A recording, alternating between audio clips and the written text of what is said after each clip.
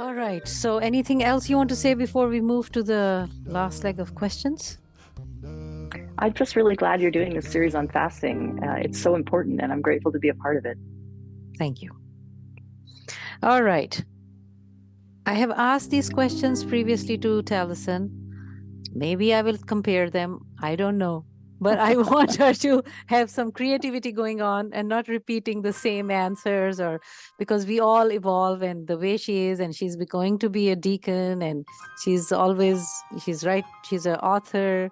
She didn't say all that, so I will say it. She has written, Thank you. she's a PhD. She's done a lot. She does a lot. She has her this organization she talked about. So I will put the links below this podcast, and you can find this podcast on all the most of the platforms, social media platforms, which are the major ones like YouTube, Facebook, Instagram, LinkedIn, and others, and also audio podcasts, definitely Spotify and iTunes. So you can find her links below that. Now I will be asking her the regular questions. So, my dear, what is wealth in your experience? I love all of your questions, Shua. Thank you. They really do make me think. And I also am curious. I don't remember what I said before. So that's such an interesting idea. Yeah, I think maybe I'll put You all know, her we, clips together. Now I'm telling her the ahead of. evolution of Dr. Tallessyn. You know, we usually think of wealth financially, but financial wealth is something that comes and goes. And there are things that no one can ever take away from us. And those are the things that I think of as true wealth.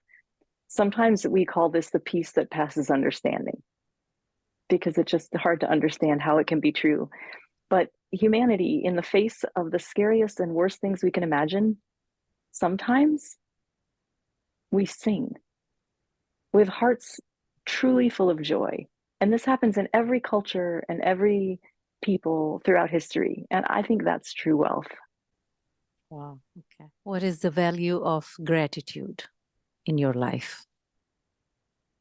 You know, I've been thinking about gratitude lately because last year I started a daily journal, which is a 3-line journal. I read about this somewhere, so I thought I would try it. And it's 3 lines. And the first line is, today I'm going to let go of. And the And second line is, today I am grateful for. And the third line is, today I will focus on. And I was so fascinated by this because I like this approach because intentionally choosing to let go of something really created a lot of space for gratitude for me. I can't just browbeat myself into feeling gratitude. So often, if I really want to get in touch with gratitude, it helps me first to let go of something, to identify something I want to release and let it go. And that sets me free just to relish the gratitude and really feel it deeply. And then that gratitude gives me this wonderful energy for whatever I choose to focus on that day. And so, again, a sense of abundance. And the gratitude's in the middle, it's like the heart. But I mean, I just think that's how gratitude is meant to give us the energy to focus on the things that we want to focus on. nice. Thank you. Yeah. So, what is the value of time for you? Well, it's funny because this year for Lent, I'm doing a time fast. So I Oh. was happy that you asked this question. Okay. That's nice. How do you do that? Yeah, well, I realized that I had developed a sense of scarcity around time, feeling like I never had enough time and feeling a little frazzled about it. And I wanted to shift that. And I thought, well, this is an opportunity for me during Lent to see time as the divine time. Some people would say as God's time. It's not my time to spend. And this is very much a Methodist belief that none of our money is ours. It's all God's. None of our possessions are ours. They're all God's. And so I need to ask myself, what is the best use of my time for the glory of the holy? And that's the value of time, that we give it away and we spend it in ways that bring about healing and justice.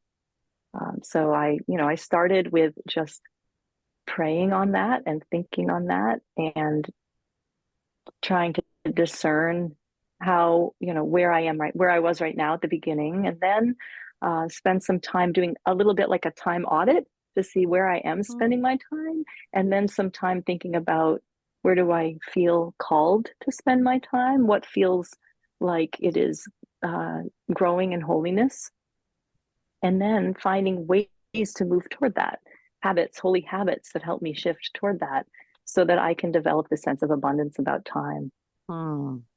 Interesting. Yeah. So many questions coming and I don't want to. All right. I should ask one more question related to the time. So when you say nothing is ours, do you believe also that your body is not your own body? It's God's. God has given you to rent it? Well, the way I think about it is that I feel that my physical body is part of the whole creation. Okay. And that I can choose to dedicate that to holiness and have it be a sanctuary that holiness dwells inside. That's not something you can force on someone. You have to choose that. So in a way, it's mine because I make that choice. But when I make that choice, I give it away. Holiness is like there are many words for the divine. And one of the things about divinity is that we can't really put a name on it. We can try, but we use a lot of different words because we can't ever pick one. And the holiness helps us just remember that there are things that are hard to describe and that are powerful and important and a little bit set apart from the mundane daily things that we kind of get distracted by. But all of these things are very difficult to describe. And I think that's why we have people that spend traditions that spend thousands of years talking about it. Yep. I think you will like this. You said there are so many names and all. So there are more than 99, but so far 99 names of God are in the Quran. Yeah. So I you would would love to love know that. what they are. So I will share that with you. You would love it because there are different ways that it is expressed, and in that there is an attribute of God in it. So that's very interesting. Okay. All right. So as I know that you are in environment and what do you call your ministry? Say it again, please. Climate resilience leadership. Okay. So in that, you are dealing with environment and climate changes and whatnot. So I'm sure you can talk a lot about this question that are you conscious about the environment? What would you like to say about that to educate us? Well, I guess I just think it's really important for us to become, again, citizens of our ecosystems. We are really aware, I think, of our citizenship in our families and in our faith communities and in our sort of local, governmental citizenship that we have. Those are all really important.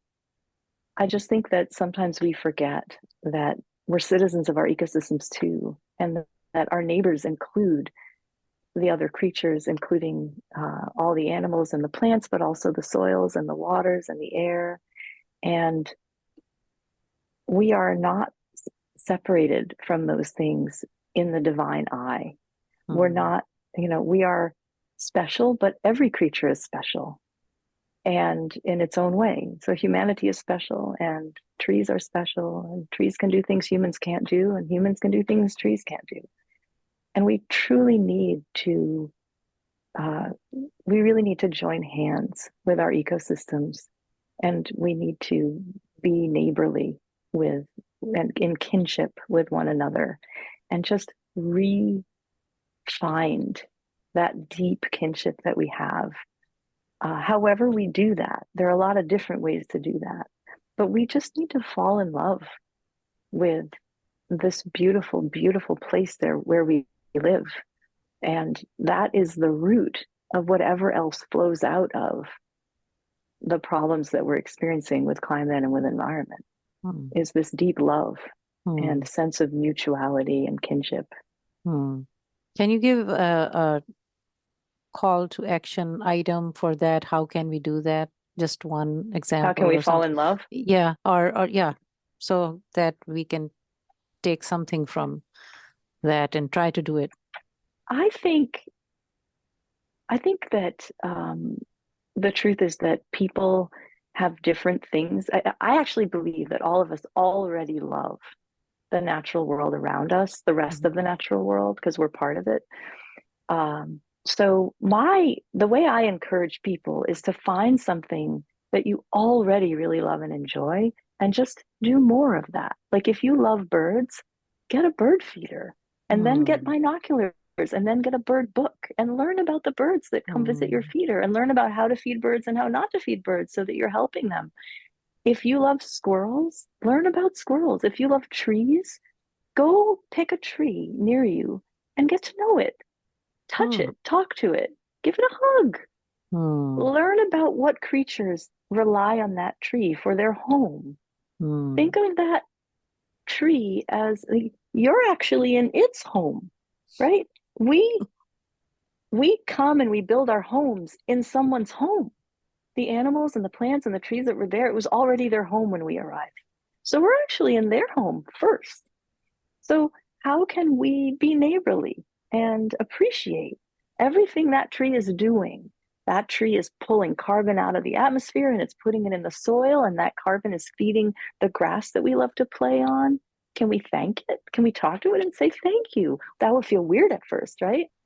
So, I try to encourage people, don't pressure yourself to step too far out of your comfort zone. Take baby steps toward the things that feel fun for you, and stretch yourself a little bit at a time to really make friends with and fall in love with your beautiful area that you are blessed with the opportunity to be a part of for this short time. That tree is going to outlive you, let me just tell you.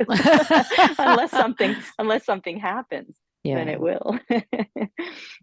excellent. Thank you for this. This was so good, you know, giving examples and how we can think about it. Because practically we can talk and we have books and everything, but really to encourage how we can really do it. No, If that's you the love point. to take photographs, photograph the Hmm. beautiful wildlife. If you love to draw or paint, try that. Hmm. There's no better way to get to know a plant or an animal than to have to draw it. It really Hmm. forces you to get to know every little thing. So, Uh, whatever's fun that's a for very you. good idea. Thank you. Excellent.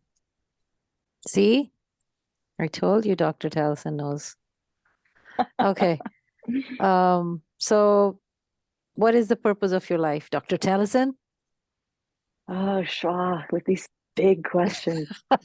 And I always say, oh, these are easy. And that day, another guest of mine said, no, they're not easy. They're so So difficult. important, though. No, but Yeah, they're not difficult. But yes, you're right. They're rich questions. Yeah. rich questions. I like that. For me, and again, I don't remember what I said last time, but the way I feel right now, my purpose is to be a vessel of grace, the grace that flows through the world and the universe, the whole cosmos, just to be open to it and let it flow through me in my relationships, in my words, and my acts, and my work, and my play. And this is a kind of grace that's not like we're all sinful and we need forgiveness. It's Mhm. more like a large energy and flow of healing, a force of inspiration, a power of love and hope. Can you give me an example from your work or experience or outside the work, how you do that? So, Be a because, vessel. yeah, be a vessel or of grace. How do you do that? How?